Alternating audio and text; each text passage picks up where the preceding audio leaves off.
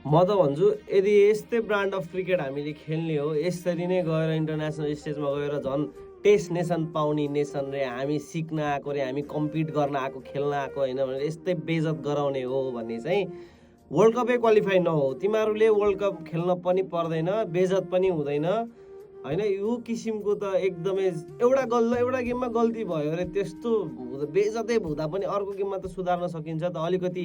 ल टुर्नामेन्टमा प्रेसर के को छ, टुर्नामेन्टबाट आउट भइसकेको छ, न केही गर्नु छ, प्रेसर के छ, एक्सप्रेस गर्न सक्दैन। एक नम्बरको रब्बिस प्लेयरहरू छन्, रोहित कुमार पौडेल, कुशल भुर्तेल, गुलसन झा, यी तिनटालाई त यो टिममा मैले अब आउने कुनै पनि सिरिजमा देख्नु नपरोस्, यिनीहरूले खेल्नुपर्छ। करण केसी, सुम्पाल कामी पनि अब बुढा भए, ब्याटिङ त राम्रै छ भए पनि यिनीहरू पनि बुढा भयो। अब नयाँ एउटा ट्यालेन्ट नर्सिङ गरेर ल्याएर अब सबै कुरा नयाँ हुनु पर्यो। राम्रो बासी अहमद किन खेलिरहेको छैन, सन्दीप जोरा किन खेलिरहेको छैन, टिममा किन छ, अनि शेरमल्ललाई किन बाहिर राखिरहेको हो, अब हुँदैन क्या। अब राम्रो गरेन भने यो टिम जसरी नेपाली फुटबल पतन भएको छ त्यसरी नै नेपाली क्रिकेट पतन हुन्छ।